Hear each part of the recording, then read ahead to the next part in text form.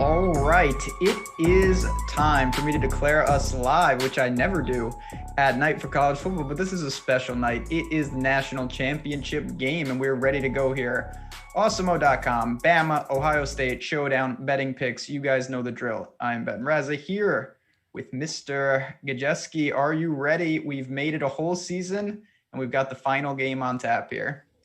Yeah, man, I'm excited, but it's a weird night for me. Most people dedicate their lives to, meaningful endeavors, but me and you, we are over here dedicating our lives to DFS and gambling. So with the last college football game, I'm super excited, but it's also kind of a sad day. We're just going to be talking about like recruiting. I guess there's college basketball too, but last game. So it's a little bittersweet.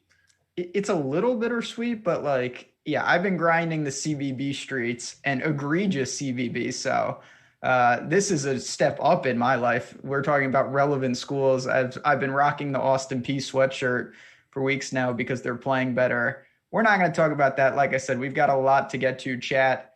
We're in full force already. You guys know the drill. I am going to ask for some likes. And I told the NBA guys, because they're racking up the subscriptions, that the CFB people, we can hold our own. So if you haven't subscribed to the channel, if you're new, click that button, hit the notification. Really helps us out. We have so many shows. It helps you guys out as well. But we're going to get into it. Before we do, though, I do want to talk, because we got a lot of people probably just coming in for this showdown. There's a lot of money. I want to talk about how we got here. So let's go to the semifinal real quick. We'll start with Bama. They rolled Notre Dame. That seems like the easiest of the four teams. What did you make from that game? Was anything really surprising? I mean, Devontae Smith he rolls in every single matchup, but I think people might try to get away from Najee Harris. And Najee Harris had 155 total yards. He just didn't get in the box, but this is a guy that has over 20 touchdowns this year. So I would just be trying to look at some of the Bama guys that still produced, but maybe in comparison to Devontae Smith, it wasn't quite up to the same caliber. And that's how I'm trying to gain a little bit of an edge tonight. But Harris, of course, someone I really like. Smith, you can't go wrong with him either. Yeah, I mean, it was a game. Listen, they kind of geared down, as Alabama often does. They were in control. Notre Dame, I'm not a fan, but they did backdoor cover for me, and that was very, very nice. And like I said, I didn't take much from that. We're going to talk. We've seen Alabama much more. I believe, what are they, 11, 12-0, something like that? They're 12-0, yeah. 12-0. Ohio State hasn't played nearly as much, so we know what we're getting. On the other side, Ohio State, much more impressive win because they played Clemson, got it done. Fields ribs, still played phenomenal. How shocked were you to see them win, and what did you take away from that game? I was pretty surprised. I think there's advantages for both of these passing attacks. Field looked spectacular, and the last couple of games we saw with Ohio State prior to that semifinal playoff game, they've been down guys with COVID. So that's a situation we'll get into tonight, but this is like a 6-week COVID outbreak they've been dealing with. And in that Big Ten championship, they didn't have Chris Olave. So in the playoff, just getting Olave back and seeing them, they're not quite at full strength, but with most of their skill position players, the offense was really humming. Oh, no doubt. I mean, I think that was the one thing we didn't know. Everybody, even chat now, Northwestern, not getting a ton of love. They did not look great in that game in the Big Ten championship, but Ohio State, obviously, they got a little healthier, and they did look pretty strong against Clemson, handled them. They've got explosive players, and now, I mean, it's a whole nother test. I will say real quick, and we're going to dive into this, of course, in depth, but currently looking at the spread, and we're going to dive into the betting in a bit. It's sitting 8.5, 9, Ohio State as the dog, of course, 74.5 point total. So just keep that in mind. But let's go to the injury report here. So there's a couple things. Obviously, we're going to start with this, and unless you know something that I don't, from what I've heard, Jalen Waddle may give it a go. It's kind of up to him, Saban said. It seems like if we do see him, though, it won't be in a large capacity. Yeah, the talk all week, Waddle, he was cleared to practice on Tuesday. So coming into tonight, he's only had 6 days to reacclimate to game speed, get up to date with the game plans and everything they're trying to implement.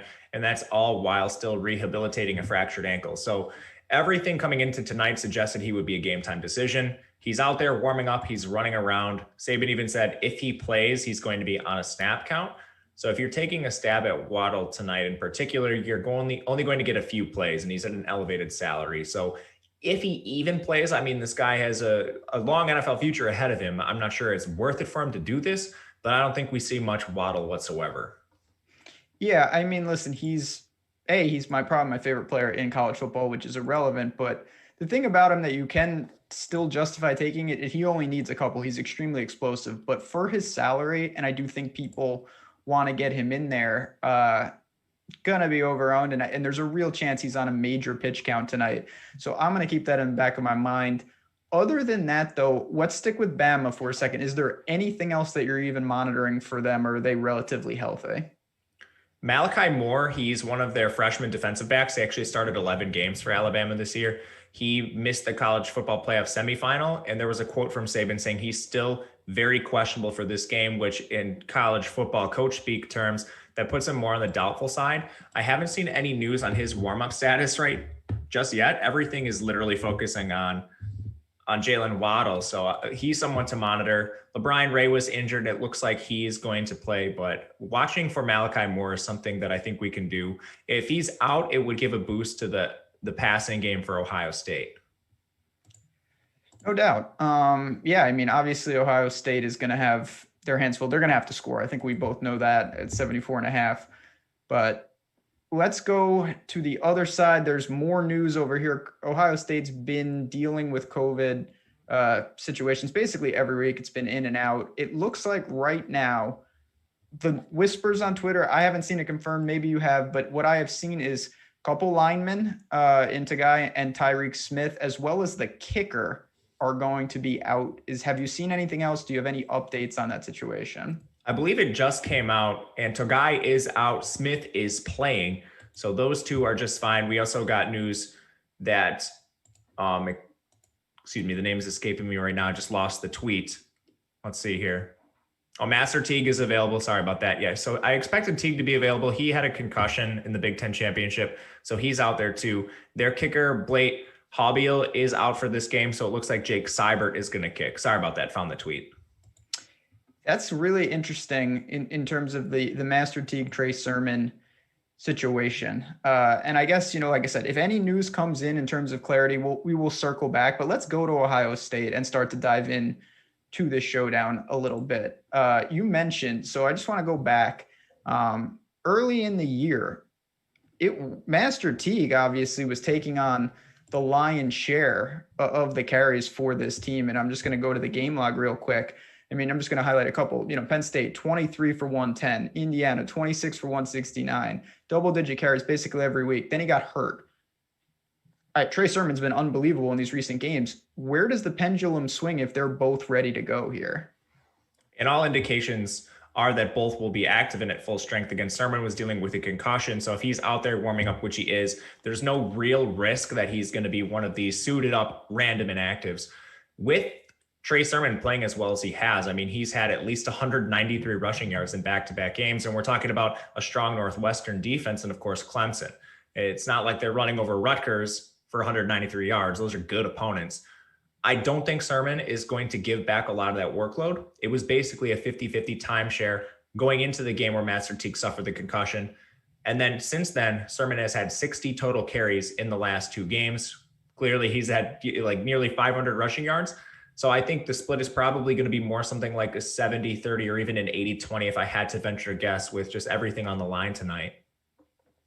Yeah, I mean, that's one of the only, I don't want to say the only, but that's a situation that if you really do have a line that it's not going to be kind of what the public thinks, you can take advantage, because these are guys with the volume they could get could be really, really, obviously effective. So let's look at their price for a second here in terms of, and we'll get to captain, we'll get to lineup construction, but we've got obviously a serious difference. We've got Master Teague at $4,200.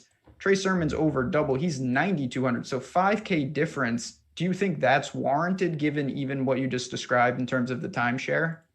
I think it's still probably warranted. Sermon should be a little bit cheaper than some of the Alabama players, just given the overall game script that's projected to come forth in this game. We still have Alabama favored by over a touchdown. The total's high, but that projects Trey Sermon to be playing from behind in sort of negative game script. He is a good pass catcher. He has 5 targets in back-to-back weeks, and he's actually third overall on the team in targets this year. So I think Sermon is still a back that will be used in negative game script.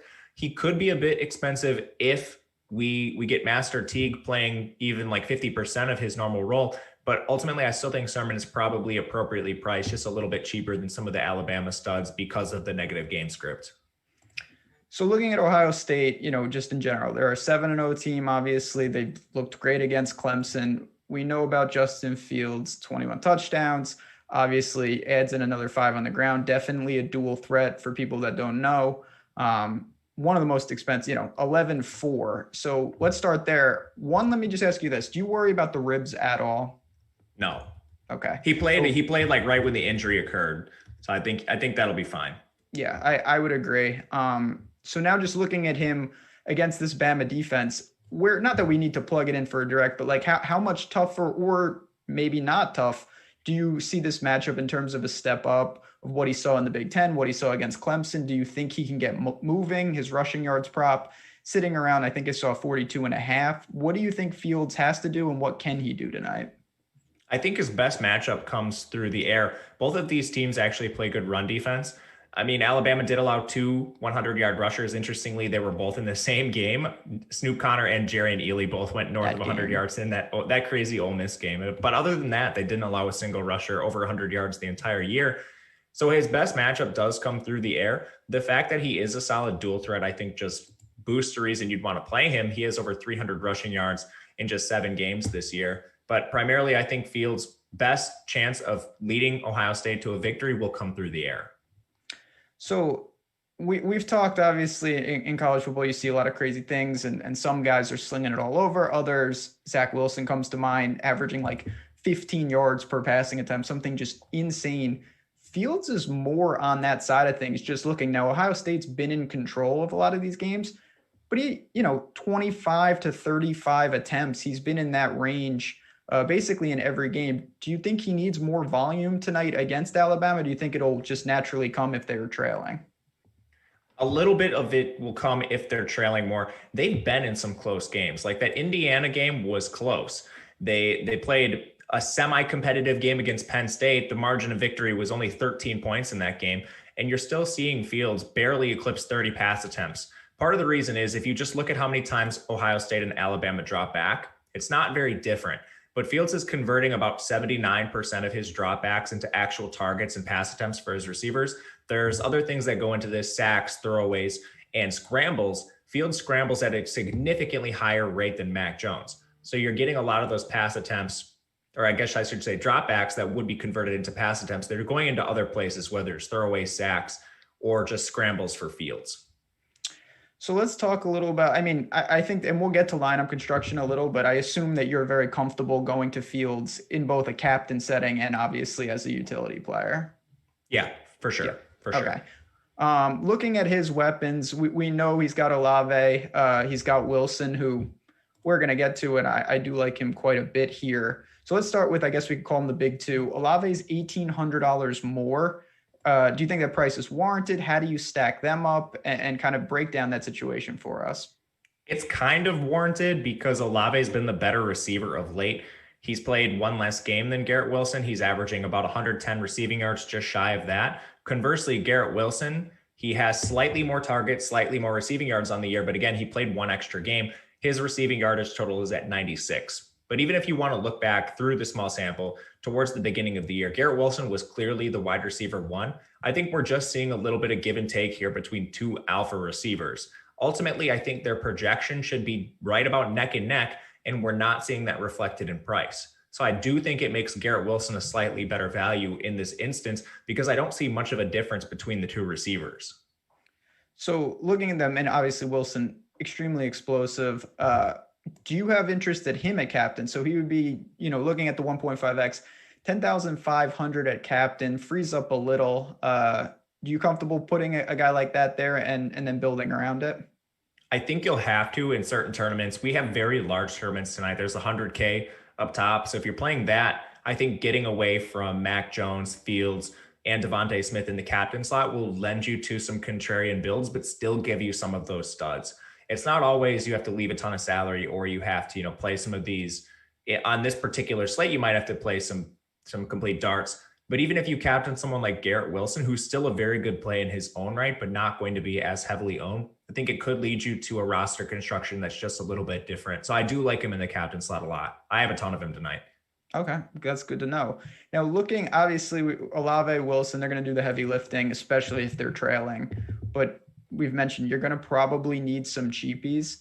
We've talked about the running backs. Let's go to the rest of Ohio State. So next guy up, Jamison Williams, and it's a big drop, not just in talent, but also obviously in the price here. What do you expect from him? He's only $2,600. Is that an obvious punt play, or do we look to the tight ends who we'll get to in a second? I think he's probably as obvious as they come. And I want to say that with a grain of salt, just because there's no real obvious punt plays for Ohio State. But Jamison Williams functions as the wide receiver 3. If you just look at raw routes, he's been north of routes run on 60% of dropbacks in each of the last 2 games. He ran the 3rd most routes among all pass catchers last week. So even though the tight ends exploded, Jamison Williams was still on the field more than all of them. And then we just have to look at, while he's on the field, he's almost never targeted. He has 11 targets on the year. So he is still firmly in that dart throw category, even though he runs a decent amount of routes. No doubt about it. Now, looking at the tight ends who I just referenced, and I mean, I didn't see this coming. I don't know, maybe you had the crystal ball. Against Clemson, they were the storyline. Do you think that's just a crazy outlier, or do you think that we could see the tight ends for Ohio State get in the mix? And if we can, do you have a lean between the two that they've been using? For Ohio State, they're typically an 11 personnel team. So there's a lot of steam coming out about Ohio State's been increasing their usage of 12 personnel.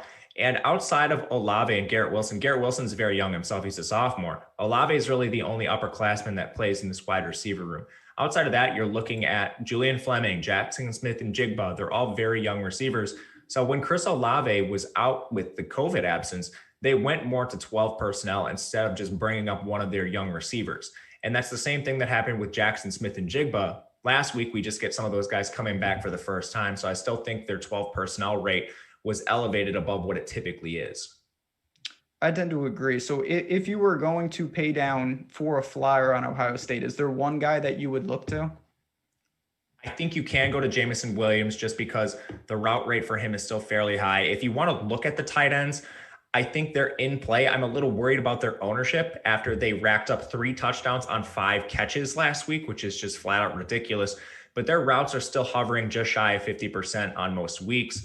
Last week, actually, both Luke Farrell and Jeremy Ruckert ran routes on 47% of dropbacks.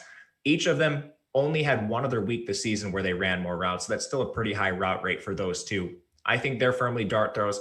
And if ownership swings in their favor because of the touchdown production, I'm more likely to pivot to someone like Jamison Williams.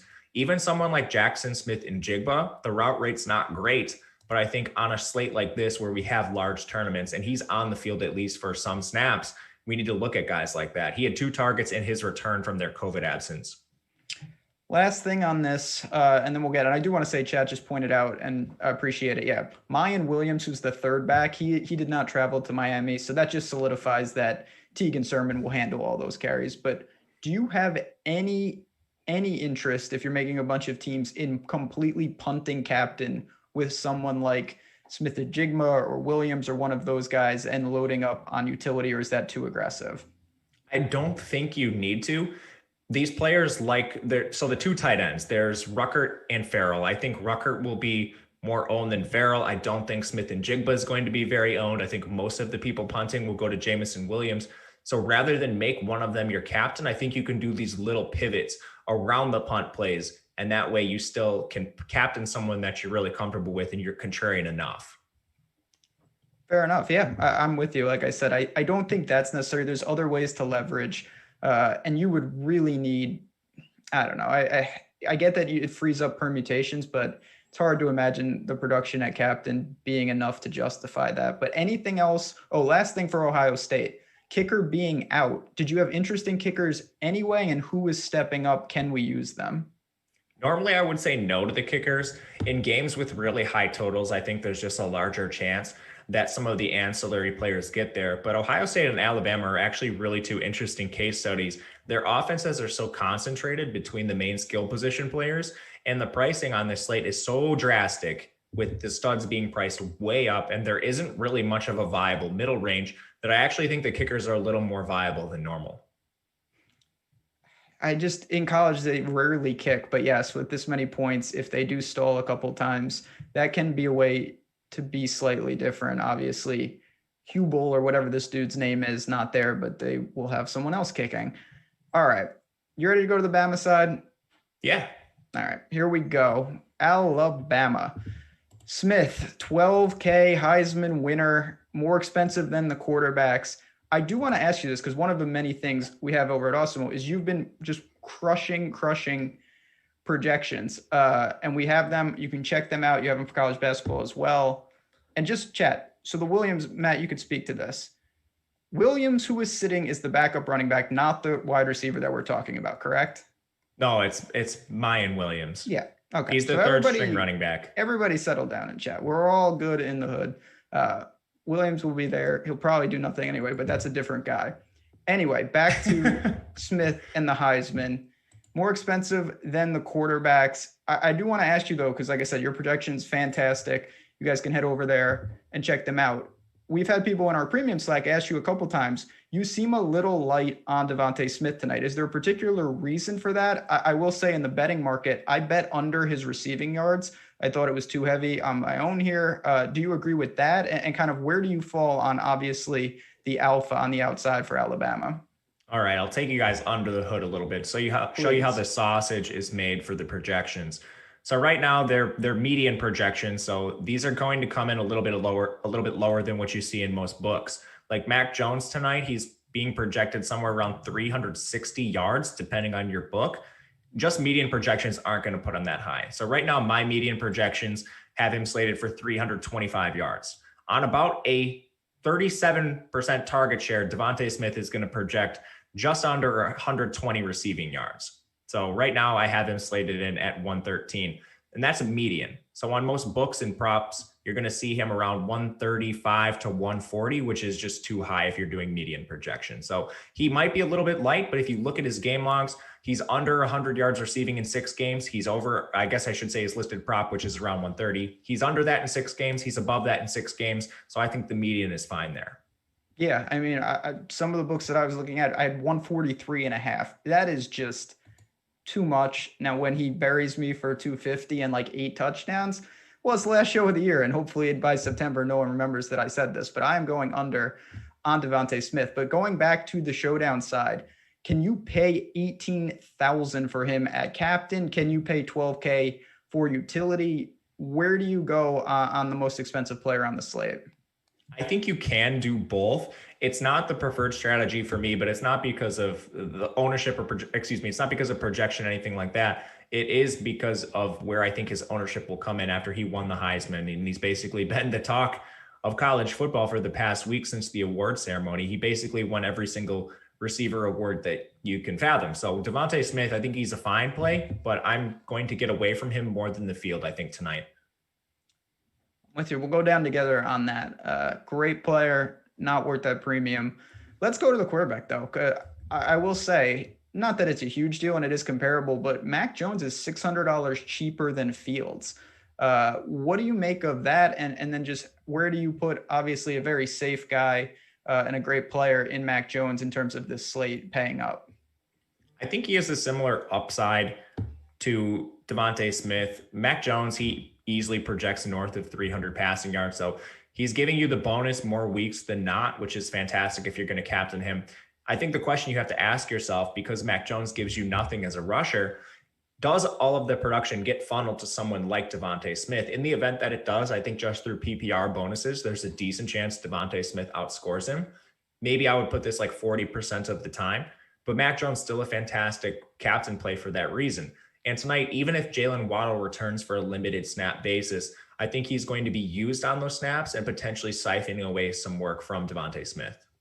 Yeah, I mean, and Mac Jones, you have so many opportunities. He can capture all of that production. And if he does get there as a captain, I'm not going to say it's an easy line of construction, but you know that he can't get there on his legs. So you need multiple pass catchers, unlike Fields, who has that extra out. There's weird scenarios where Fields runs in a couple and then it really changes the landscape. That's not going to be happening with Mac Jones. But we've talked about Smith. We've talked about Waddle. Let's go to the rest and then we'll get to Najee in a second. Mechie stepped up during the year, obviously replaced Waddle, and this offense is a juggernaut, so it doesn't really matter. So he's 6,200. What happens to him now that Waddle is back, even in a limited capacity? Is he still viable at that mid-range tag. I honestly don't think much happens to him. Alabama's a team that was typically using 11 personnel as their base formation when they had Waddle in the lineup. So Mechie was already running a route on almost every single dropback prior to Waddle's absence. Now, when Waddle went down, Mechie, of course, got a target bump. It actually wasn't a significant target bump, so his role shouldn't remain, I think, too changed with Jalen Waddle returning even in a limited capacity. And then depending on how much Waddle plays, his role might not change at all, making him a fairly appropriately priced asset. Yeah, I mean, listen, they're going to spread the ball around, and Waddle is a big question mark. Again, polarizing play because it's Showdown and we have to talk about it, but there's a real chance that he's a non-factor and people don't go to Mechie in the biggest capacity that they would. Working down, let's talk about the tight ends. What do you make of them? There is I don't want to say a huge difference in terms of price, but we've got two for Bama that are utilized. Where do you rank them? Is it similar to what we talked about with Ohio State? How do you see that unfolding? The tight ends for Alabama, I think, are really interesting. The prices are flipped from where I would have them. On the season, Miller Forristall has run more routes than Billingsley, and every week they've been active. He has more targets by a pretty substantial margin. Neither of these guys are targeted very often, but Miller Forristall has 27 targets to Billingsley's 17. Even in the last four games, Miller Forristall still holds the target edge over Billingsley. So I flat out don't really see why Billingsley has such an expensive price tag. And if I'm playing an Alabama tight end, it is going to be Forristall. So Forristall, yeah, $2,400. Billingsley at 54. So you're getting a $3K difference. Are these guys, particularly Forristall, only a utility, or is that a weird captain that you would be willing to go to unlock salary? I think you could captain these guys. I mean, like last week, you saw Ruckert with the 2 scores. This crazy stuff like that happens, but that was easily Ruckert's best game of the season and probably the best game of his career. You would need an outlier performance like that from Forristall or Billingsley to enter the optimal lineup as the captain. So it's not an approach I'm going to be taking, but if you took it in like the 100K GPP, you're probably losing your entry. But if that ends up happening, you're one of the few people that's going to have that outcome.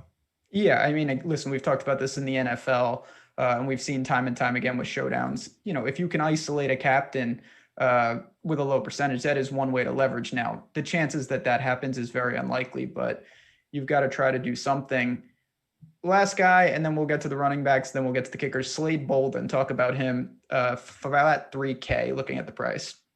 So Bolden is kind of a gadget player for this Alabama offense. He was recruited as an athlete. Sometimes you see that in recruiting where they don't have someone with a true position tag. So when Waddle goes down at first, they use Bolden in more 11 personnel. But again, he's a gadgety player. He's not really on the same talent level as Waddle or Devontae Smith. So eventually throughout the year, they've been dropping Bolden's routes. Each of the last 3 games they've dropped in favor of the 12 personnel sets. Bolden is only really in play as a dart throw here. I would honestly rather play Miller Forristall. Miller Forristall is averaging more targets. He has more targets on the year, more targets in the last 3 games, and more routes run. Yeah, I mean, he's just, like I said, you're going to need to find value somewhere. And his name, it's an appealing price tag, but I think I'm with you in Forristall kind of fitting more what I want to do. All right, let's talk about Najee. He's 10,600. He's insane. He hurdles people. Just unbelievable player. I think he's going to be a great pro. We'll be playing him on Sundays, I'm sure. Where does he fall in terms of, the quarterbacks and Smith, and just what do you think of him in general? I think he's a fantastic play. Again, the guy racks up 155 total yards in their last game. Just kind of flying under the radar after Devontae Smith's performance, but that's still fantastic. On the year, Devontae Smith averaging 23 touches per game. He's averaging over 100 rushing yards. He's 3rd on Alabama in targets overall, and that's significant target share. We're talking 13%. That's 46 targets on the year. Huge involvement in the passing game, and that's not just a negative game script. In competitive scripts, too, they use Najee a lot as a receiver. And, of course, if they're up in games, you're receiving extra carries. So it's nice to have Najee involved like that either way. And if you want to just talk about a nose for the end zone, the dude has over 20 touchdowns this year. He has 27, I believe. And of late, you're seeing Devontae Smith soak up a lot of that work, but it could easily swing back in Najee Harris's favor. And if he comes in a little less owned at the captain slot than guys like Smith and Mac Jones and Fields, it's something I'm very interested in. And he's my most owned captain tonight. I mean, Najee, he does, like you said, game script proof, dominant player. Add in Ohio State down a couple guys on the line. That doesn't help. They've been really, really stout all year against the run, allowing 3.2 yards per rushing attempt, but down a couple players, that is not good with Najee coming at you. The other thing I like, I mean, he had 19 touches against Notre Dame, 4 of those were catches, but in several games, key ones, they lean on him heavy. He had 31 carries against Florida. He had 31 carries against Georgia. If he sees 25, 30 carries, forget it. It's hard to think that he's not heavily involved in the optimal tonight, regardless of even how efficient he is. I agree with that for sure. I do think people are not taking into consideration the full body of work we've seen from Najee Harris. Just dominant. Now, he does have a backup who I guess spells him at times in Robinson Jr., $2,000. He only had 2 carries against Notre Dame, 4 against Florida. In the blowouts, he gets some work. Do you think he's even relevant for the slate? I do. And it's basically a range of outcomes thing. So Alabama, they're favored by over a touchdown. I think it's firmly in the range of outcomes that they win by more than that. It's also firmly in the range of outcomes that Ohio State wins this game. So if you're playing, telling yourself a story for these showdown lineups, if you're playing the showdown lineup where you think Alabama covers this spread and wins by more than a touchdown, Brian Robinson is going to receive carries. When he's used as a true change of pace back, he's receiving somewhere between 3 and 5 carries. But when they get up in games and when he kills the clock at the end of those games, we're seeing between 11 to 15 touches. On the year, he's averaging 7.6 per game. He's averaging 34 yards as a rusher, mixes in a couple targets here and there. So as far as just raw punt plays, Robinson's actually one of my favorites when I'm building Najee Harris as the captain. I think playing them both makes a lot of sense.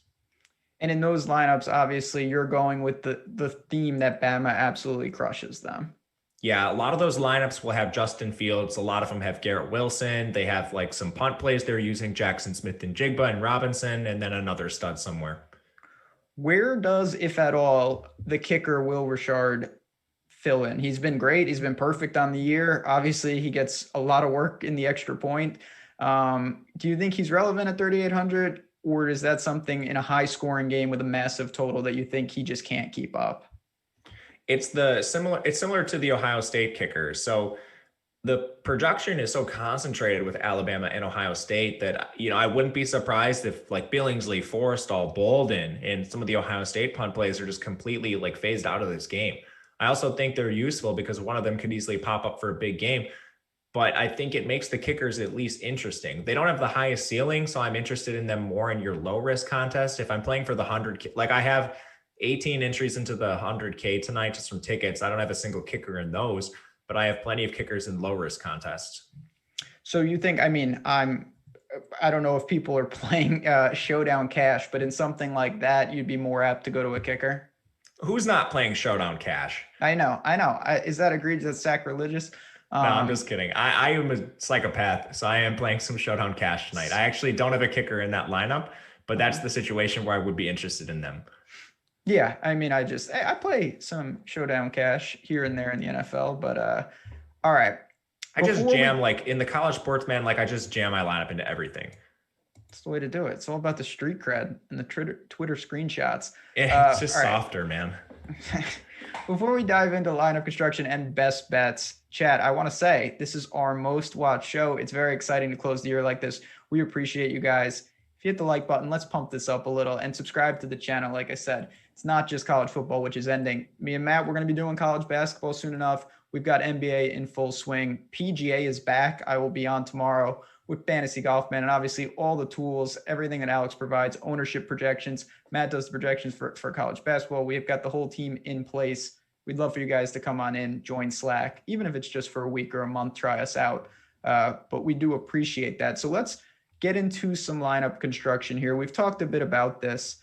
I'm just going to kind of play the if game. Is there a particular guy in terms of if you go with the quarterbacks at captain?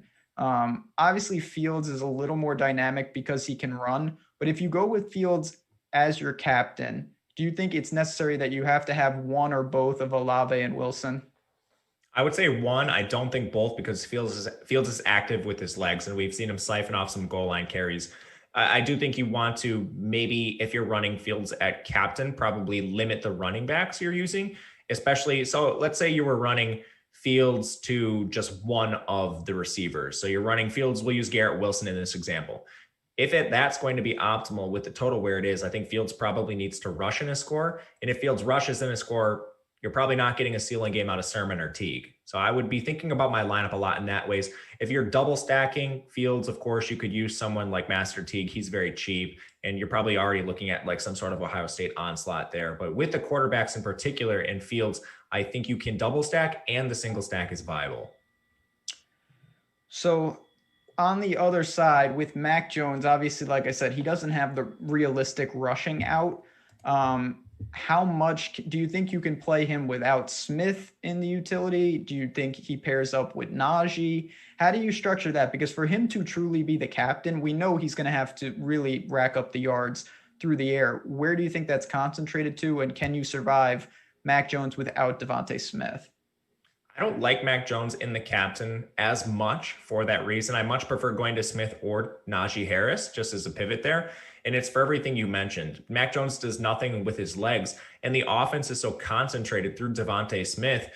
What are the chances that, Mac Jones is in the optimal lineup without Smith? You would need an incredible outlier performance from Mechie or Forrestal or just one of the other pass catchers. If Waddle was at full capacity, I would have a lot of interest in this, but it doesn't appear we're getting a full capacity Waddle. So playing Mac Jones without Devontae Smith is really dicey. One other lineup construction thing that I wanted to ask you, and I think I know where you're going, but I think it's worth asking because you have to do something different. Do you see any scenario where you could play both Master Teague and Trey Sermon together?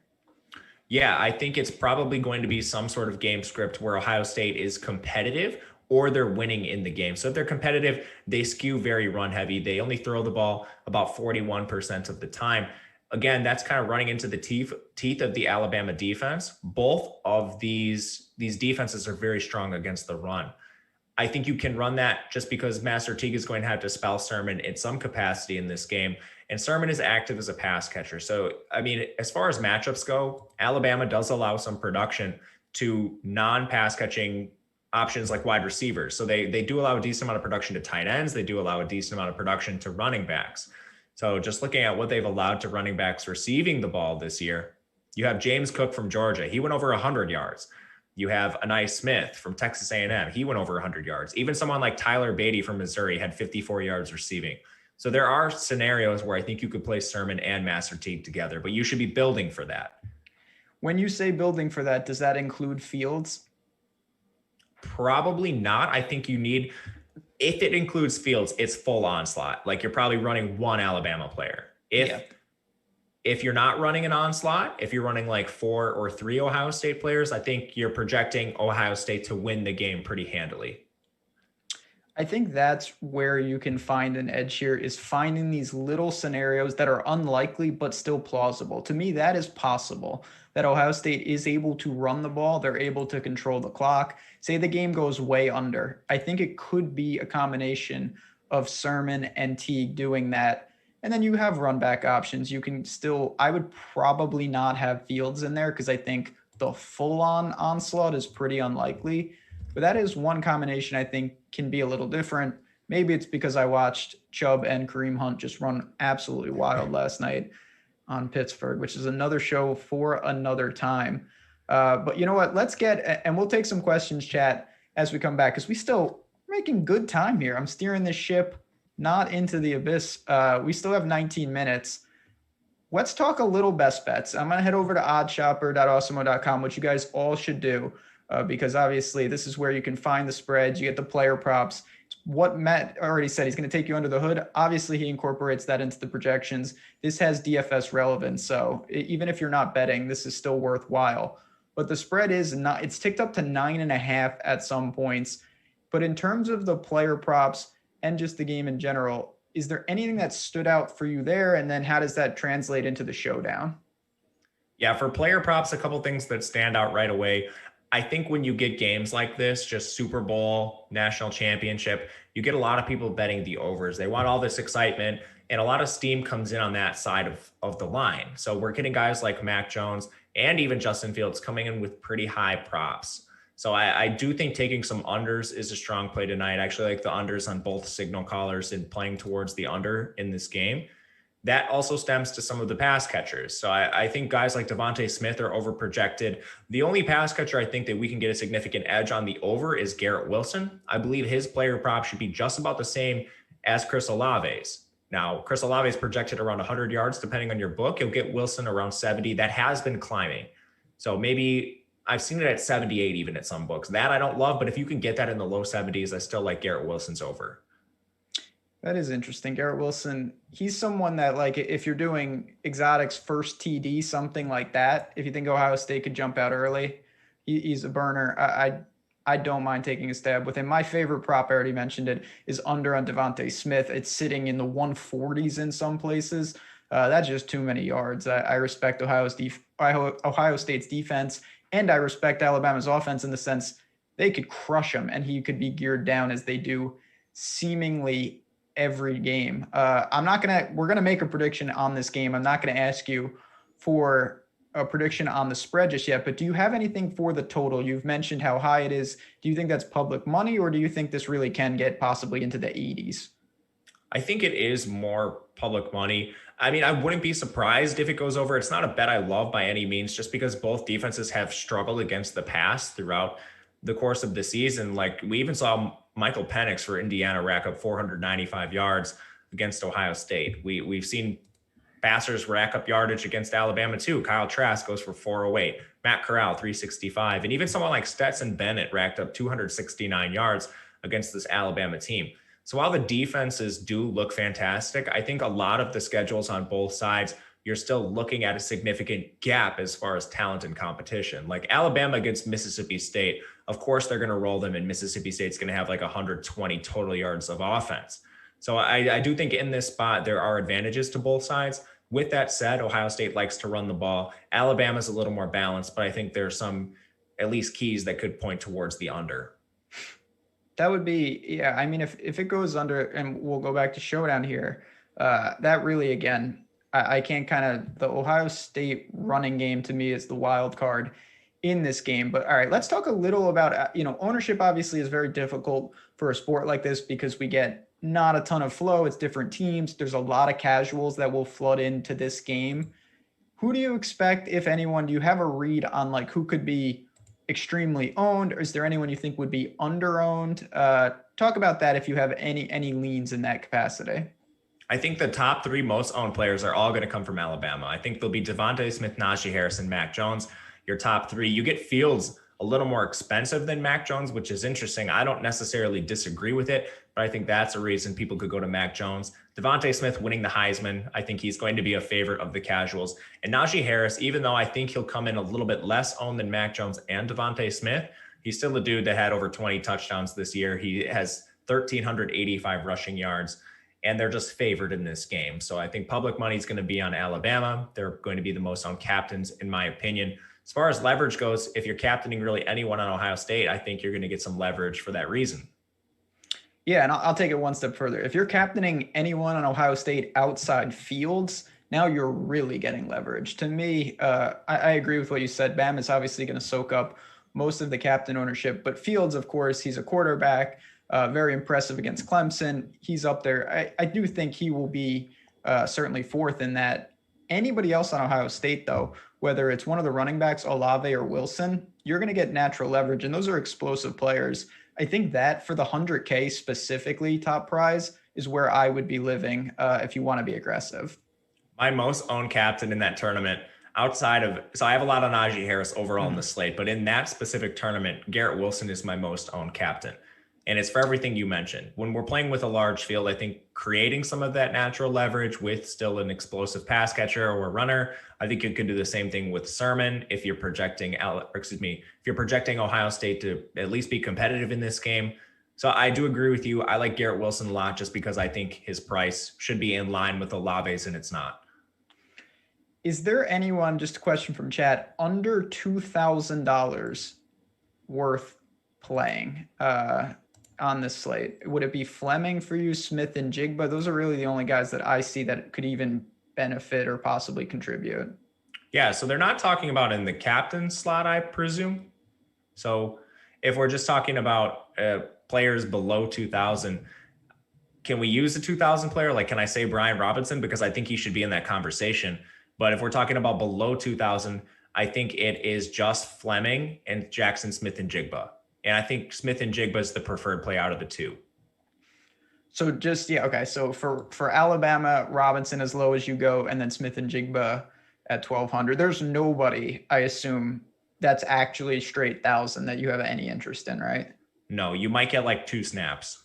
Yeah, these guys all seem, they don't even have cool names. Like I'm looking for like an Aju, but there's nobody down there that even has any skills in the names game.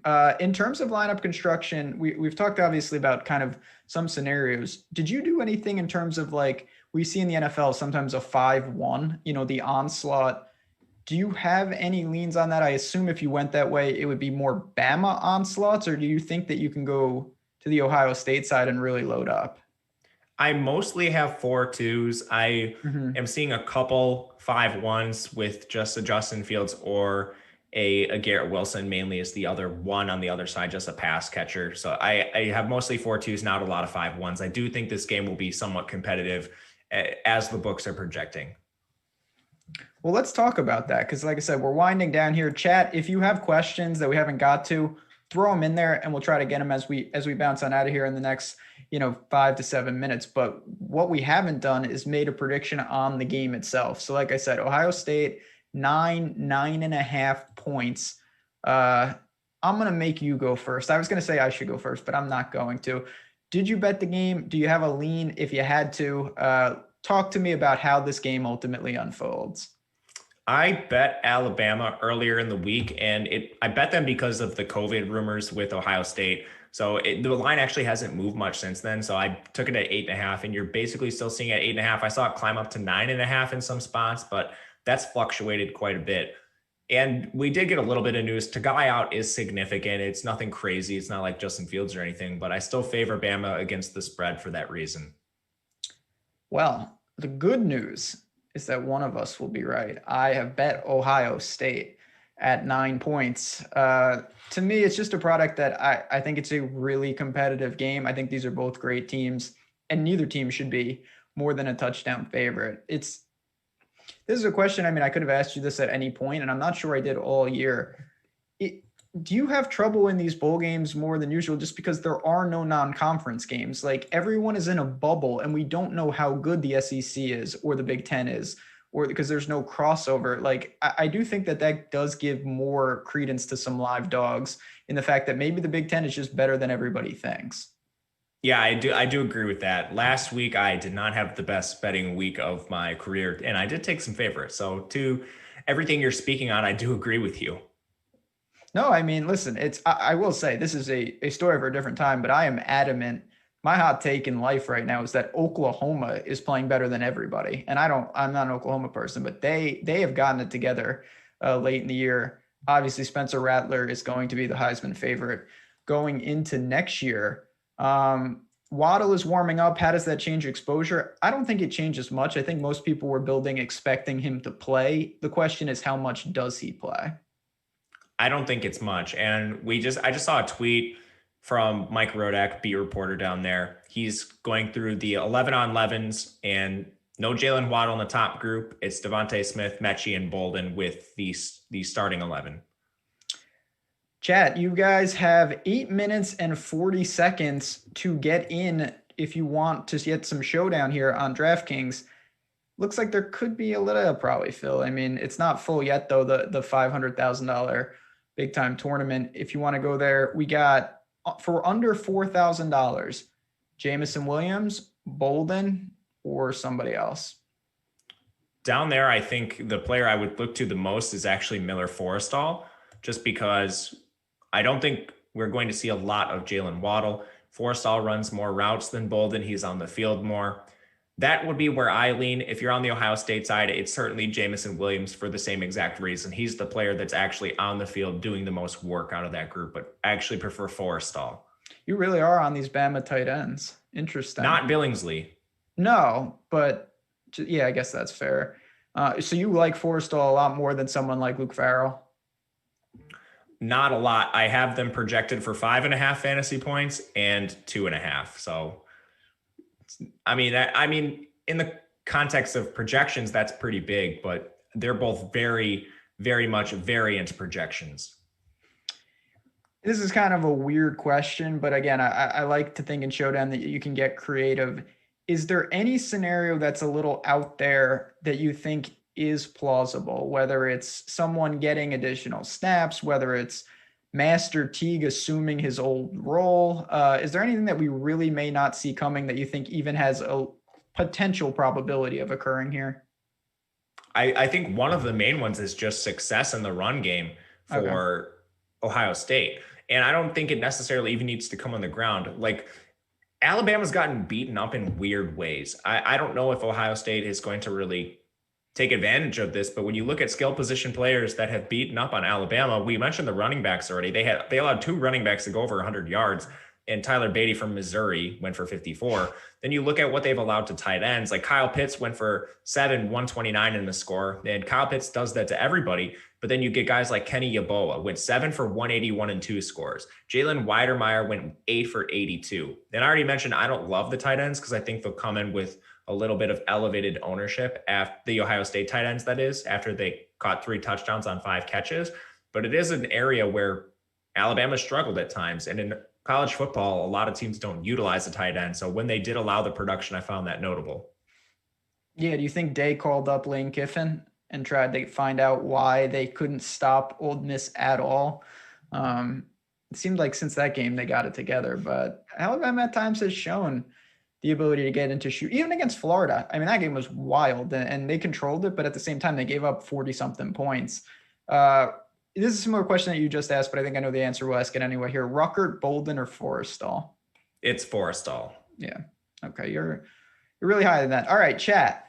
We want your predictions as we bounce on out of here. And again, I will say one more time, it's been such a fun year on the college football side. We're going to make it happen for college basketball. Obviously, if you have questions, recommendations, you can follow me and Matt on Twitter. Handles on the screen. You're not going to be getting rid of us that easy. And we have so many other sports where you'll be seeing both of us. But it's been an awesome year. Drop your predictions in chat. I want to see scores. Who wins this game? What are the point totals? Let us know. I'm going to go first here. I don't love that there's a couple guys missing. Ohio State is going to win. I think they do it. I'm going to go 41-38. Ohio State Buckeyes take it down. In your Showdown lineups, man, you should be playing some Trey Sermon. Yeah, I mean, my favorite build, I will say full disclosure, I'm in New York and I can't play. I should have made the trip to Connecticut, but my favorite build in terms of a large field tournament tonight would be to lean on Ohio State controlling this game on the ground and running it back with Bama players not named Devontae Smith, particularly Najee Harris. I think one of the tight ends that you've mentioned, but I think that the MVP of this game will not be Fields. It will be Trey Sermon if Ohio State wins. Ooh, that's spicy. I like it. I just don't. I think Fields is going to play well, but I think he's going to be more efficient. And look at Jordan Klein behind the glass throwing up. That is quite a picture. I know I got the flow right now going for my hair, but I didn't see it. You got to get that look. I mean, you got to grow out the hair and get your game up here. Dude, I just cut my hair. You did it yourself? No, I try to go to the barber like once a year at this point. So gone for the foreseeable future. I got to suck it up and get to a barber. That's again, another show. Oh, we got some good predictions here with 38-31. A couple Ohio States in there. Man, 52-47. That would be a wild one. That would be a fun game. What is the little Jordan? We're gonna need some information. What is the antenna on my head there? Like what is going on there? Is he wearing like a coaching headset or what? Okay, yeah, I was gonna say I don't know what goes on exactly with the swap, but that's something. That is something. But all right, Matt, it's been a hell of a year. Final thoughts before we duck on out of here and go watch this game. Yeah, I think just keep in mind your game script you're projecting when you're building your lineups. I think that's a great way to gain an edge when there's a lot of casuals entering the DFS streets tonight, just mashing buttons, trying to jam the optimals. Another way you could get a little contrarian is leaving some salary on the board. I don't really love that strategy, at least getting below like 4,500 or some, or excuse me, 45,000 or something like that on this slate, just given we're already really strapped for cash. But it's another avenue you could approach. Some of my lineups have like 47.5, in that range. So that's another thing I like to do. But Ben, it's been a pleasure. You're the one that actually brought me onto Awesemo, so I want to thank you and everyone who's watched. Yeah, absolutely. Perfect way to go on out. My favorite as well. And I said college basketball is coming up soon for us. Stay tuned. We've got some exciting things. I'm going to try to keep Matt around to hang out with me and talk some hoops. So good luck tonight. We hope someone take down that 100K and then let us know on Twitter. That's what we want to see. And again, get inside. We'd love to have you as part of the community, but we're going to go watch this championship. I'm going to say go Buckeyes and get out of here from that. Thanks, guys. Good luck, and we'll talk to you all soon.